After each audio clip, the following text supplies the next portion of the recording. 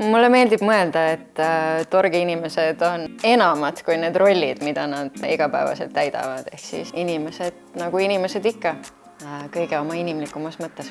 Avatud, sõbralikud, kohusetundlikud ja uuendusmeelsed, aga samas ka traditsioonilised. Üle keskmise koostöised, paindlikud, rõõmsad ja kindlasti ka üle keskmise huumorimeelsed.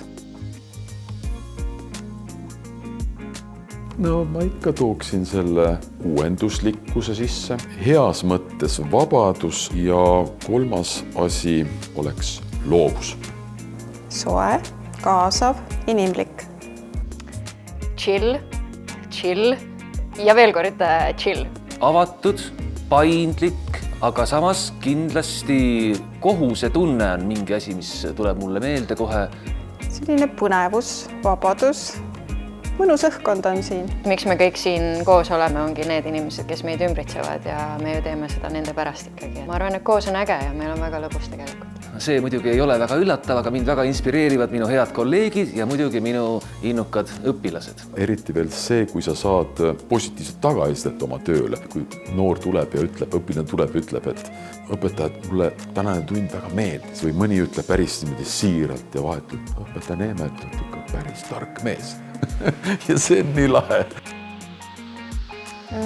No see on võrdlemisi noor kool, mis omakorda tähendab seda, et sa saa jätta oma jälje, ise kujundada seda, ise panustada, ise nagu vormida. Aga õpetajaskonnas on ka midagi sellist, mis mõjub kuidagi inspireerivalt, et ma ei näe sellist tüdimust, ma näen hoopis tahet tegutseda, tahet töötada ja tahet areneda.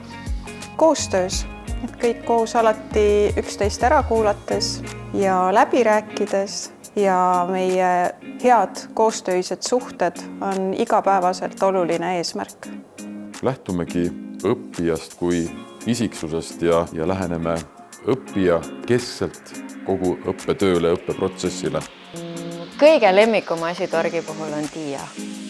Arvan, et need on ikkagi minu õpilased. Neid asju on nii palju, et ma ei suuda ühte praegu tõesti valida ja vastata spontaanselt.